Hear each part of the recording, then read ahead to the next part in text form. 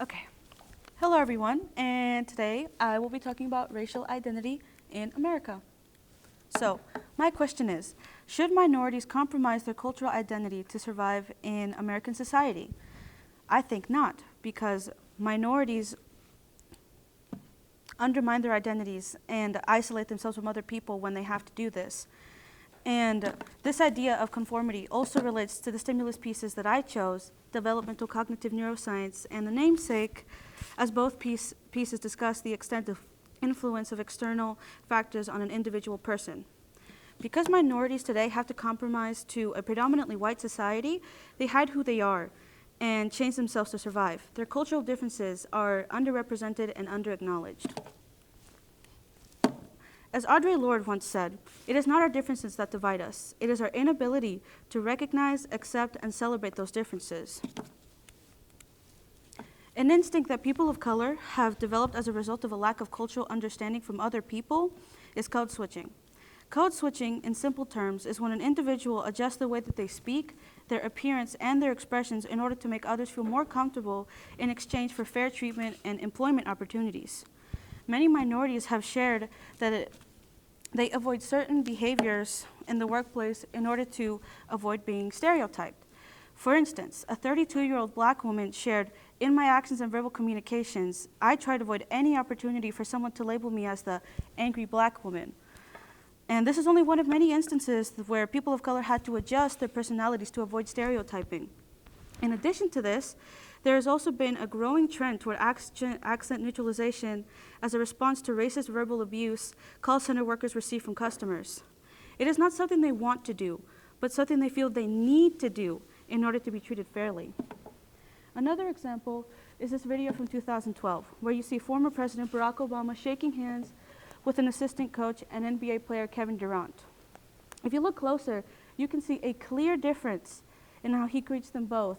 And Obama may not have been aware of this at the time, but he was code switching.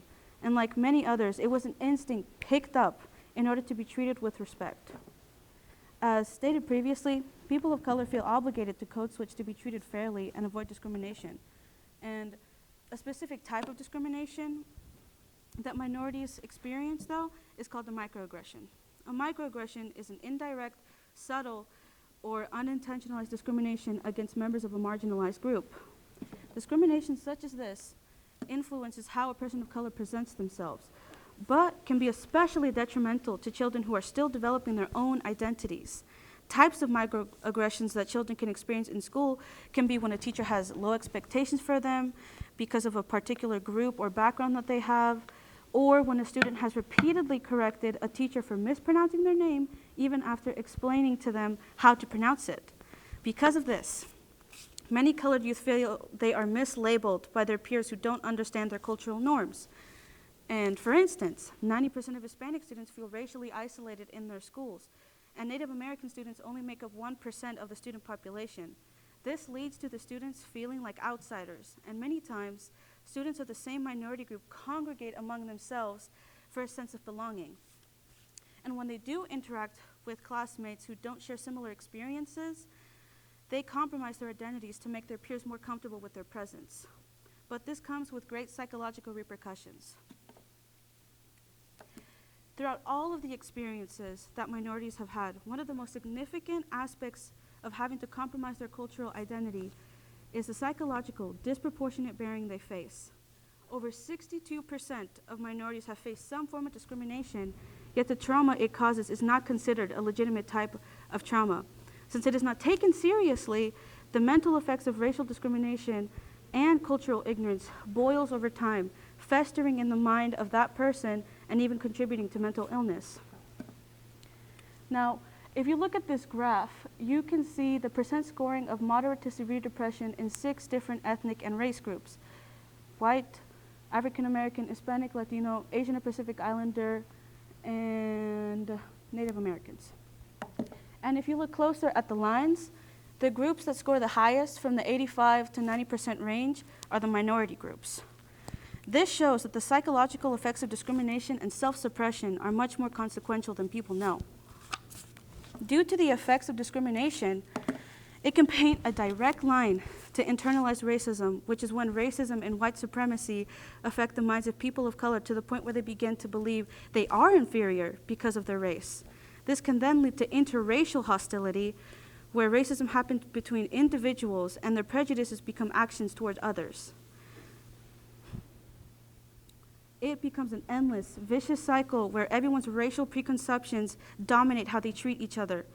It's still prominent in modern society as, since the start of the pandemic, anti-Asian sentiment grew because many people blame China for the virus and let their ignorance and fear control their beliefs. So, what can be done to address these issues? For one, companies can start being more inclusive towards their marginalized employees and become educated in the history of racism to have meaningful conversations to understand their employees' and coworkers' experiences. In schools, they can engage students in civic actions and social justice, and by doing this, it will not only teach children about understanding the different experiences their marginalized peers have, but it will also teach them to become more active in social justice. And a solution proposed by the United Nations can also help, as it will build national capacity to eliminate racism through adversary services, conduct research, and etc. But how effective can they be with certain limitations? Although people of color don't want to code switch, it does increase the likelihood of being hired for a job, and it does increase their professionalism when they are perceived by other people. The extent of success of the solutions also depends on whether people are willing to change their ideas and beliefs. And unfortunately, many will not, because of the influences they grew up with, which has been ingrained in their minds for so long that it would be impossible to persuade them. So, in conclusion, although issues pertaining to race and social justice may not be solvable today, helping minorities unlearn code switching and other forms of self-suppression can help America become a more diverse and accepting country in the future. And there are my slides. How valid and reliable are the sources you use? How do you know? And what sources did not work? So my resources are reliable because I use the Raven method that we were taught in class to reassure myself that my sources were reliable and unbiased. All right, Carolina, explain the level of certainty you have about your conclusion, solution, or recommendation. So I'm quite certain that the solutions I proposed won't resolve anything anytime soon, but will help keep pushing for change and racial equality in this country in the future. So thank you. Yeah.